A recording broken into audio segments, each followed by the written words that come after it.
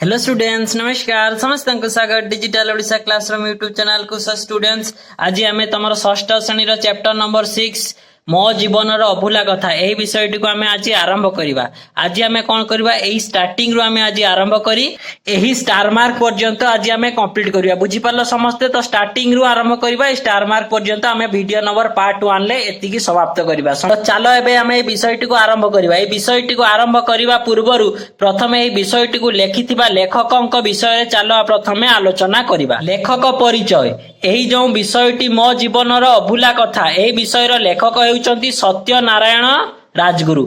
यह एक कौन आत्मजीवनी। आत्मजीवनी माने कौन, निज विषय माने सत्य नारायण राजगुरु तांको निज विषय यही विषयटी को लिखिछंती। माने से गुटे बहुत बड़ तांकर कौन जन्म ठारू लास्ट जाए गोटे बड़ आत्मजीवनी माने निज विषय गोटे बही लिखिथिले तार एक छोट अंश एटा। एठारे सत्यनारायण राजगुरुंकर एक चित्र दिया जायछि एवं एठी लिखा आइछि सत्यनारायण राजगुरु 1903 रु 1997। ता माने कोन, से 1903 मसिया रे जन्म ग्रहण करथिले ओ 1997 मसिया रे मृत्युवरण करथिले। से पारलाखे मुंडी रे जन्म ग्रहण करथिले। बुझि परलो? जणे ऐतिहासिक ओ लिपि तत्वविद भाबरे सुपरिचित।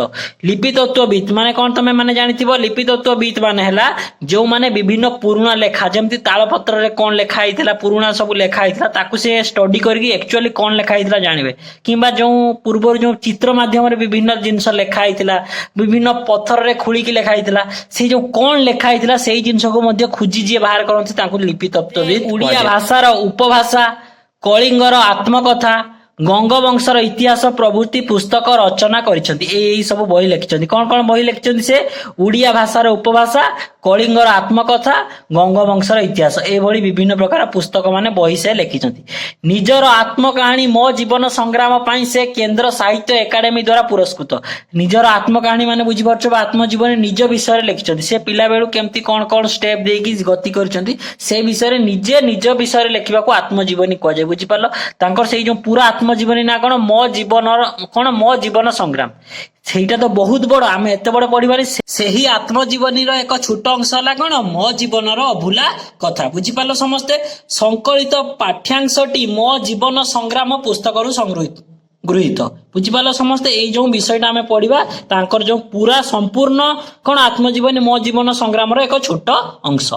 से निजर ऐतिहासिक गवेषणा निमंते 1974 मसीह पद्मश्री पुरस्कार पाइथिले। बुझिपारल समस्ते? 1934 मसीह से पद्मश्री पुरस्कार पाइथिले। बुझिपारल समस्ते? लेखकों विषय समस्ते जानि पारल। चलो अब आमे विषयटी को आलोचना करबा पूर्व समस्त आमर स्टेप 1 जो माने मो वीडियो रेगुलर देखो आमर स्टेप 1 करो। एई जो स्टार्टिंग रु जो स्टार मार्क जतकी जाए आज आम पार्ट 1 ले पढ़िबा सेतिकी पर्यंत जहाँ भी नूतन शब्द एथिरे अछि ताकू प्रथमे आलोचना करबा, तापर आमे विषयटी को बुझिबारे लागिबा। देखो मु गोटे लिस्ट कर देछि जहाँ भी नूतन शब्द अछि स्टार्टिंग रु से स्टार मार्क पर्यंत समस्त वीडियो को स्टॉप करके लिखि दियो। एबे आमे आलोचना करबा। प्रथमे कोन आह्वान। आह्वान माने कोन, डाकरा बा निमंत्रण। तापर स्मितहास्य। स्मितहास्य माने कोन, अल्प बा मुरुकी हस। नाती दीर्घ माने कोन, बेसी लंबा नुहे मध्यम धरण, बेसी अल्प नुहे कि बेसी कम नुहे मध्यम धरण तांको जे कोन नाती दीर्घ। बीज। बीज माने कोन हैला मंजी। जातीयता माने कोन, निज देश बा जाति प्रति भक्ति भाव। अंकुरित हवा माने कोन, गजा हेबा। नना माने कोन, पिता बा बापा। नना माने विभिन्न स्थान रे बापा बा पिता को नना बोली मध्य डाकंती। बुझि परलो समस्ते? निवृत्त कले माने दूरे देले बा बारण कले। समस्त वीडियो को स्टॉप करके जल्दी जल्दी याकू लिखि दियो। 1921 मसीह रे जते बेले मु चतुर्थ श्रेणी रे पढुथिली मु माने एठारे किए, लेखक सत्यनारायण राजगुरु। माने कोन, 1921 मसीह रे लेखक सत्यनारायण राजगुरु जेते बेले से चतुर्थ श्रेणी रे पाठ पढुथिले सेते बेले कोन हितला ना, महात्मा गांधींकर भारत व्यापी स्वाधीनता आंदोलनर आह्वान देश सारा व्यापी गला। बुझि पारलो? आह्वान माने आमे कोन कहितलु, डाकरा बा निमंत्रण। माने कोन, सेते बेले जो इंग्रेज मानक विरुद्ध रे जो आंदोलन चलथिला। बुझिपार कि नहीं समस्ते? जिते लेखक चतुर्थ श्रेणी 1921 मसीह पढ़ुले से जो इंग्रेज मान विरुद्ध रे भारत सारा गांधी नेतृत्व रे जो स्वाधीनता आंदोलन चली तार डाकरा गांधी समस्त को डाकरा देते आसी समस्ते कौन कर यही आंदोलन में सामिल हुए। बुझिपार समस्ते?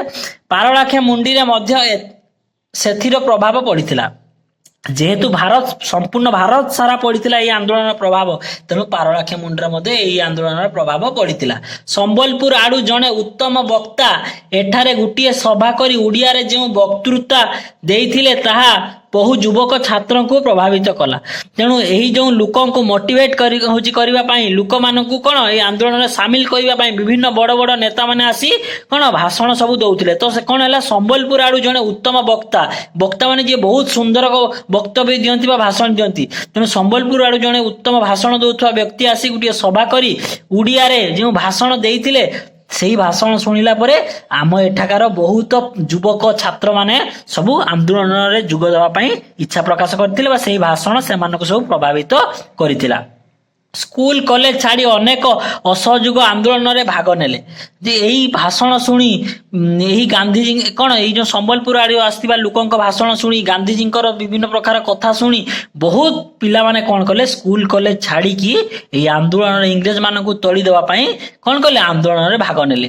ଠିକ ସେ ବର୍ଷ ମହାତ୍ମା ଗାନ୍ଧୀ ନିଜେ ତାଙ୍କର ପ୍ରଚାର ଉଦ୍ଦେଶ୍ୟରେ ପାରଳାଖେମୁଣ୍ଡି ଆସିଥିଲେ। ସେହି ବର୍ଷ କ'ଣ ହେଲା, ପାରଳାଖେମୁଣ୍ଡି ନାମକ ଆମର ଯେଉଁ ସ୍ଥାନକୁ ଗାନ୍ଧିଜୀ ନିଜେ କ'ଣ ଆହ୍ୱାନ ଦେବା ପାଇଁ ବା ପ୍ରଚାର କରିବା ପାଇଁ, ଆନ୍ଦୋଳନରେ ସମସ୍ତଙ୍କୁ ଯୋଗଦାନ କରିବା ପାଇଁ ସମସ୍ତଙ୍କୁ ଆହ୍ୱାନ ଦେବା ପାଇଁ ପାରଳାଖେମୁଣ୍ଡି ଆସିଥିଲେ। ସେତେବେଳେ ବ୍ରିଟିଶ ସରକାରଙ୍କର କଟକଣା ହେତୁ ସଭା କରିବାକୁ ସ୍ଥାନ ମିଳିଲା ନାହିଁ। ଆନ୍ଦୋଳନଟା କାହା ବିରୁଦ୍ଧରେ ହେଉଥିଲା, ବ୍ରିଟିଶ ସରକାରଙ୍କ ବିରୁଦ୍ଧରେ। ତେଣୁ ଏହି ବ୍ରିଟିଶ ସରକାର କ'ଣ କଲେ, ଆନ୍ଦୋଳନ ଯେପରି ସଭାଟିକୁ କରିବା ପାଇଁ ଦେଲେ ନାହିଁ। ସଭାଟା କଲେ ଆନ୍ଦୋଳନଟା ଆହୁରି ତୀବ୍ର ହେବ କି ନାହିଁ। ତେଣୁ ବ୍ରିଟିଶ ସରକାର ବିଭିନ୍ନ ପ୍ରକାର କଟକଣା ଲଗେଇଦେଲେ ଯେ ସଭା କରିବା ପାଇଁ ଗାନ୍ଧିଜୀକୁ ଆଉ ସ୍ଥାନ ମିଳିଲା ନାହିଁ। ଆମେ ଛାତ୍ରମାନେ ଜୋର କରି ପୁରୁଣା ମାର୍କେଟ ପଡ଼ିଆରେ ସଭା କରିବାକୁ ସ୍ଥିର କଲୁ। ମାନେ କ'ଣ, ଏବେ ବର୍ତ୍ତମାନ ଏହି ଜାଗାଟା କ'ଣ ହେଇଛି, ମ୍ୟୁନିସିପାଲିଟି ରିଡିଂ ରୁମ୍ ଭାବରେ ଯେଉଁଟା ତିଆରି ହେଇଛି, ସେଇ ଜାଗାରେ କ'ଣ କଲେ, କିଛି ଛାତ୍ରମାନେ ଏଇ ଯେଉଁ ଲେଖକ ଆଉ କିଛି ତାଙ୍କ ସାଙ୍ଗମାନେ ମିଶିକି ଜୋର ଜବରଦସ୍ତ ଭାବରେ କ'ଣ କଲେ, ସଭାଟିକୁ ଆୟୋଜନ କଲେ। ହଜାର ହଜାର ଲୋକ ମହାତ୍ମାଙ୍କର ବକ୍ତୃତା ଶୁଣିବାକୁ ଆସୁଛନ୍ତି। ଏଇ ଯେଉଁ ଯେମିତି ଗାନ୍ଧିଜୀ ଆସିବେ ଉଦ୍ବୋଧନ ଦେବା ପାଇଁ, ଏହି କଥା ଏଇ ଗାନ୍ଧିଜୀଙ୍କର ଭାଷଣ ଶୁଣିବା ପାଇଁ ହଜାର ହଜାର ଲୋକ ମହାତ୍ମାଙ୍କର ଭାଷଣ ଶୁଣିବା ପାଇଁ ଆସୁଛନ୍ତି। ଲୋକ ଗହଳି ଏତେ ଅଧିକ ହେଲା ଯେ ପୁଲିସ ସମ୍ଭାଳିବାକୁ ଅସମର୍ଥ ହେଲେ। ଏତେ ଲୋକ ଗାନ୍ଧିଜୀଙ୍କ ଆଦର୍ଶରେ ଅନୁପ୍ରାଣିତ ହୋଇ ଏତେ ଲୋକ ଆସିଲେ ସେ ସଭାକୁ ଯେ ପୁଲିସ ମାନେ ମଧ୍ୟ ଏତେ ଲୋକଙ୍କୁ ସମ୍ଭାଳି ପାରିଲେ ନାହିଁ। ଆମେ କେତେଜଣ ଛାତ୍ର ଚକ୍ରାକାରରେ ଘେର କରି ହାତକୁ ହାତ ଛନ୍ଦି ମଝିରେ ମହାତ୍ମାଙ୍କୁ ରଖି ସେହି ଜନଗହଳି ଭିତର ଦେଇ ମଞ୍ଚ ଉପରକୁ ନେବାକୁ ଚେଷ୍ଟା କଲୁ। ଯେମିତି ଏତେ ଲୋକ ହେଲେ ମହାତ୍ମା ଗାନ୍ଧୀ ଷ୍ଟେଜ ଉପରକୁ ଏତେ ଲୋକଙ୍କୁ କ୍ରସ କରି କିପରି ଯିବେ। ତେଣୁ ଏଇ ଯେଉଁ ଲେଖକ ଆଉ ତାଙ୍କ କିଛି କ'ଣ ସାଙ୍ଗମାନେ କ'ଣ କଲେ, ନିଜର ହାତକୁ ଧରାଧରି ହେଇ ଗୋଟେ ବେରିକେଡ୍ ଟାଇପର ମାନେ ଗୋଲ ଆକାରର ଚକ୍ରାକାର ଆକାରର ଏକ ବେରିକେଡ୍ ଟାଇପର କରିକି ଗାନ୍ଧିଜୀଙ୍କୁ କ'ଣ କଲେ, ଏଇ ଯେଉଁ ଜନଗହଳି ମାନେ ଲୋକମାନଙ୍କ ଗହଳି ମଧ୍ୟ ଦେଇ ମଞ୍ଚ ଉପରକୁ ନେବାକୁ ଚେଷ୍ଟା କଲେ। ମୁଁ ଠିକ ତାଙ୍କ ପଛପଟେ ଥାଏ। ମୁଁ ମାନେ କି ଏଇ ଯେଉଁ ଲେଖକ ସତ୍ୟନାରାୟଣ ରାଜଗୁରୁ, ସିଏ କ'ଣ କଲେ, ସିଏ କୋଉଠି ଥାନ୍ତି ନା, ଗାନ୍ଧୀ ଯେଉଁ ଚାଲିଥାନ୍ତି ସବୁ ହାତ ଧରି ଯେଉଁ ପିଲାମାନେ ଥାନ୍ତି, ଠିକ ଗାନ୍ଧିଜୀଙ୍କ ପଛପଟେ ଥାନ୍ତି କି ଏଇ ଲେଖକ। ମୋ ସାଙ୍ଗକୁ ଆଉ 2 ଜଣ ପିଲା ମଧ୍ୟ ହାତକୁ ହାତ ଛନ୍ଦିଥିଲେ, କିନ୍ତୁ ଜନତାର ଚାପ ଏତେ ପରିମାଣରେ ଆମ ପଛ ଆଡୁ ପଡ଼ିଲା ଯେ ମୁଁ ଆଉ ସମ୍ଭାଳି ନପାରି ମହାତ୍ମାଙ୍କ ପିଠି ଆଡ଼କୁ ଠେଲି ହେଇଗଲି। ପଛରୁ ଭିଡ଼ରୁ ଏତେ ଯୋଉ ଚାପ ପଡ଼ିଲା ଯେ ଇଏ କ'ଣ କଲେ, ପୁରା ଭିଡ଼ରେ ଠେଲି ହେଇକି କ'ଣ ହେଲେ, ଗାନ୍ଧିଜୀଙ୍କର ପିଠି ଆଡ଼କୁ ଠେଲି ହେଇଗଲେ। ସେ ମୋ ଆଡ଼େ ଚାହିଁ ସ୍ମିତ ହାସ୍ୟ କରି ହିନ୍ଦୀରେ କହିଲେ, ଆରେ ପିଲା, ତୁ ନିଜକୁ ନିଜେ ତ ସମ୍ଭାଳି ପାରୁନାହୁଁ, ମତେ ସମ୍ଭାଳିବୁ କିପରି। ମାନେ ଏଇ ଯେମିତି ପଡ଼ିଗଲେ, ଏଇ କଥା ଦେଖିକି ମହାତ୍ମା ଗାନ୍ଧୀ କିଏ ପଡ଼ିଗଲା ବୋଲି ପଛକୁ ଦେଖିକି କ'ଣ ହେଲା, ସ୍ମିତ ହାସ୍ୟ ମାନେ ଆମେ କ'ଣ ଆଲୋଚନା କରିଥିଲେ, ଅଳ୍ପ ବା ମୁରୁକି ହସ।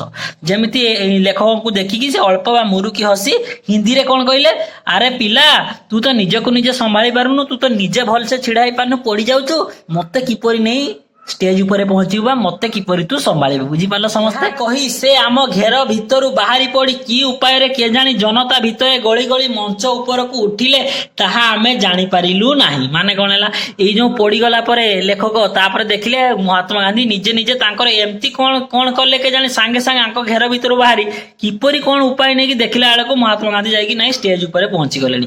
ଲେଖକ ଜାଣିପାରିଲେ ନାହିଁ ଯେ ମହାତ୍ମା ଗାନ୍ଧୀ କିପରି ତା ଉପରେ ପହଞ୍ଚିଲେ। ସିଏ ତାଙ୍କର କ'ଣ କେମିତି କରିକି ଗଳି ଲୋକଙ୍କ ଭିତରେ ଯାଇକି ଡାଇରେକ୍ଟ ଯାଇକି ମଞ୍ଚ ଉପରେ ପହଞ୍ଚିଗଲେ। ସେଦିନ ଯେଉଁ ନାତି ଦୀର୍ଘ ଭାଷଣରେ ଜାତୀୟତାର ବୀଜ ଆମମାନଙ୍କର ହୃଦୟରେ ରୋପଣ କଲେ, ତାହା କାଳକ୍ରମେ ଅଙ୍କୁରିତ ହୋଇ ତାଙ୍କର ଆଶୀର୍ବାଦ ତୁଲ୍ୟ ଆମକୁ ଯଥେଷ୍ଟ ପ୍ରଭାବିତ କଲା କହିଲେ ଚଳେ। ନାତି ଦୀର୍ଘ ଭାଷଣ ମାନେ ମୁଁ କ'ଣ ଯେଉଁ ନୂତନ ଶବ୍ଦରେ ଆଲୋଚନା କରିଥିଲି, ବେଶୀ ଲମ୍ବା ନୁହେଁ, ମଧ୍ୟମ ଧରଣ। ମାନେ ଗାନ୍ଧିଜୀ ଯେଉଁ ଭାଷଣ ଦେଲେ ସେଦିନ, ବହୁତ ବଡ଼ ଲମ୍ବା 2 ଘଣ୍ଟା ଧରିକି ଭାଷଣ ଦେଲେନି କି ବହୁତ ଅଳ୍ପ ଦେଲେନି, ଗୋଟେ ମଧ୍ୟମ ଧରଣର कौन जातीयतार भाषण देले जो जातीयता माने मु कौन कही जातीयता माने देख कौन कही निज देश बा जातीयवादी भक्ति भाव माने आम देश जाति पाई केते सुंदर एक मध्यम धरणर भाषण महात्मा गांधी देले जे बीज माने कौन कही बीज माने मंजी बुझिपार कि नहीं माने यही भाषण शुणी एक स्वाधीनता रूपक मंजी आम लोक मान हृदय रे अंकुरित माने मंजी जेपरी गजा होगी उठे से भली से तांकर मध्यम धरणर जातीयतार भाषण शुणी स्वाधीनता रूपक मंजी गजा हेबारे लागिला लोक मानक मनरे बुझिपारलो लेखक मनरे मध्य एवं जो माने भी से महात्मा गांधींकर से भाषण शुणिले समस्ते निजको किपरि स्वाधीनतार आंदोलन रे शामिल करिवे से समस्ते उद्बुद्ध हले सभारू फेरी आसी मु स्कूल रो नाम काटी राजनीति रे मातिली एते भाषण माने जो भाषण सुनी कि सत्यनारायण राजगुरु एते दूर प्रभावित हेले जे से कोन कले मो पाठ पछे पछरे थाउ मु कोन करबी किपरि इंग्रेज मानक तोड़बी सेति से आसी कोन कले राजनीति रे माति गले एहा ननांकर आदु सय हैला नाही नना माने मु कोन कहितली देखो समस्त नना माने बापा माने ए जो लेखक सत्यनारायण राजगुरु जो ये स्कूल रू ना काटी देकी राजनीति रे मातिबा ए कथा लेखक बापा ग्रहण करि पारिले नाही से यही पंथारु मते निवृत्त कले आउ कहिले मनुष्यर ज्ञान और कर्म एका स्तर रे रहिबा आवश्यक निवृत्त करबा माने कोन कहितली निवृत्त कले माने दूरेई देले बा बारण कले लेखक बापा यही काम करबा पई लेखक मना कले कोन कले जे पाठ पढ़ा बंद करिकि तमे राजनीति रे मातिबा पई निवृत्त कले माने बारण कले बा मना कले किए लेखक बापा कागो सत्यनारायण राजगुरु को तांको बापा मना कले कहीं मना कले मना करके कौन कहले ना मनुष्यर ज्ञान कर्म एका स्तर रे रहिबा आवश्यक जे पाठ पढ़ा छाड़ी देले तुम जदि ज्ञानर स्तर कमी जीव तुम ठीक भाव में कर्म करि परिबो नाही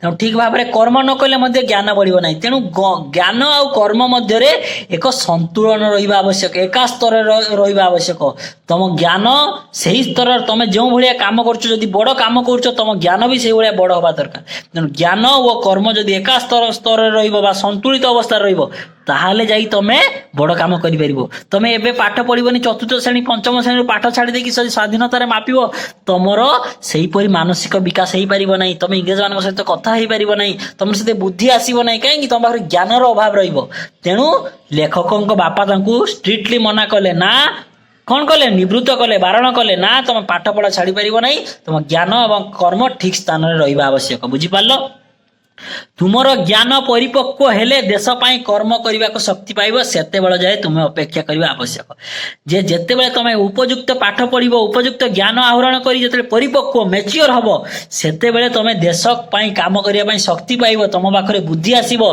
तुम पाखरे सेही भली शक्ति आसीबो ज्ञान रूपक शक्ति तुम पाखरे एते बढ़ी जिवो जे सेते बेले तुम देश पाई काम करिबा रे सक्षम हेबो सेते बेले जेते पर्यंत तम देहरे से शक्ति से मानसिक शक्ति से भली परिपक्वता आसीनी सेते बेले जाए तुमको अपेक्षा करबा पई पड़िबो बुझि पालो समस्ते लेखक बापा काहे की मना कले ही आदेश लंघन करबा को मु समर्थ हेली नाही माने लेखक जो पाठ पढ़ा छाड़ी देथिले बापांको कथा को टाळी पारिले नाही से पुणी थरे पाठ पढ़िबारे लागिले बुझि पालो समस्ते काहे की ना तांको बापा ठीक कथा कहउतिले तम पाखरे यदि ज्ञान न रहइबो तम पाखरे कोनसी शक्ति आसीबो नाही तमे देश पाई मध्ये ठीक से काम करि परिबो नाही तेणु पितांकर माने बापांकर आदेश को से लंघन करि पाइले नाही माने मना करि पारले नाही से कौन कले पुणी थरे पाठरे योगदान कले बहु चिंता परे मु स्थिर कली जे एई भली बहु कथा चिंता करला परे लेखक स्थिर कले जे भारतीय राजनीति रे जोग देवा को हेले प्रथमे निजे ओ निजर जन्मभूमि उत्कल को बलिष्ठ करी गढ़िबा प्रयोजन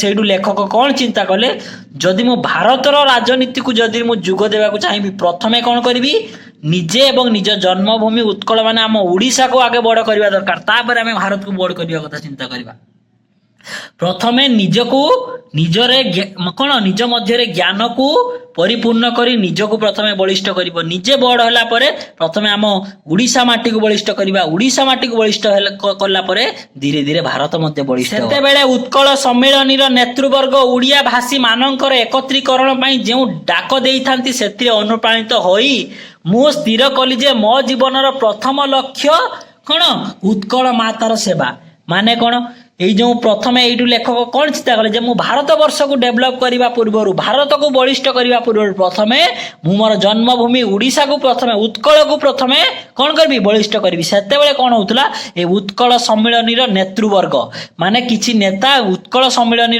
जो नेता माने से माने कौन करते उड़िया भाषाभाषी लोक मान एकत्र करी कौन उड़ीसा को डेभलप करने चेष्टा करथिले गुटे आह्वान देइथिले डाक देइथिले सेथिरे अनुप्राणित होई लेखक स्थिर करले कोन मो जीवनर प्रथम लक्ष्य कोन हबो प्रथमे हम उत्कल बा उड़ीसा मातार हम उड़ीसा उत्कल मातार सेवा करिबा भारत माता मोर पितामही उड़ीसा हमर कोन उत्कल हमर कोन माता पितामही माने कोन हैला पितामही माने जेजेमा बुझि पारलो उड़ीसा तो भारत माता हमर कोन पितामही माने कोन बुझि पारलो समस्त जेजेमा उत्कल कौन आमर माँ किंतु उत्कल मोर जननी बुझिपार उत्कल माने उड़ीसा आम जननी भारत आमर कौन जेजेमा बा आई मध्य कहुए बुझिपार उभयंकर सेवा मोर कर्तव्य केवल उड़ीसार सेवा करने उचित नुह केवल भारत आम दी जनकर सेवा करवा उड़ीसार मध्य सेवा करवा कौन भारतर मध्य सेवा करवा उचित किंतु सेथि मध्यरु प्रथम कर्तव्यटी हेउची जन्मभूमि मां सेवा भारत उड़ीसा मध्य प्रथमे आम जन्मभूमि प्रथमे आम यदि आम उड़ीसार सेवा करवा ऑटोमेटिक भारतर सेवा हम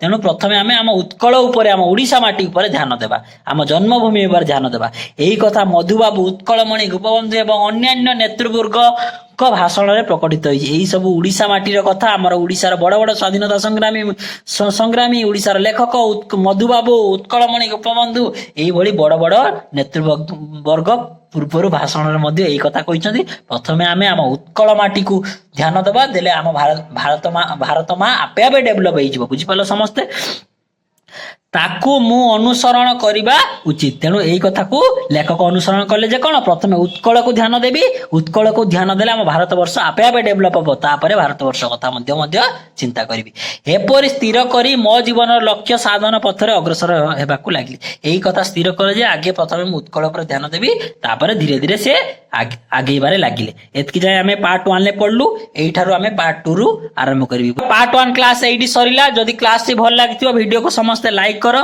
एवं केते बेले कोन क्लास अपलोड होउची तार नोटिफिकेशन जदी पाइबा को चाहूचो चैनल को समस्त सब्सक्राइब करो समस्त digital Odisha classroom YouTube channel को विजिट करो एवं विजिट करला परे सेथिरे थिबो वीडियो प्लेलिस्ट एवं पोस्ट सेक्शन को जाई कि बढ़िया बढ़िया प्रश्न तम पई डेली अपलोड होउची समस्त अटेम्प्ट करो एवं जेउ माने पूर्व विषय गुडी करो क्लास देखिनो ताकू जाई कि समस्त विषय प्रश्न उत्तर समस्त देखो प्रश्न उत्तर वीडियो रो डिस्क्रिप्शन रे सरलार्थ बा लॉन्ग क्वेश्चन गुडी करो उत्तर बढ़िया सुंदर भाबरे लिखाई कि अछि बुझी पारलो समस्त समस्तन को बहुत बहुत धन्यवाद थैंक यू।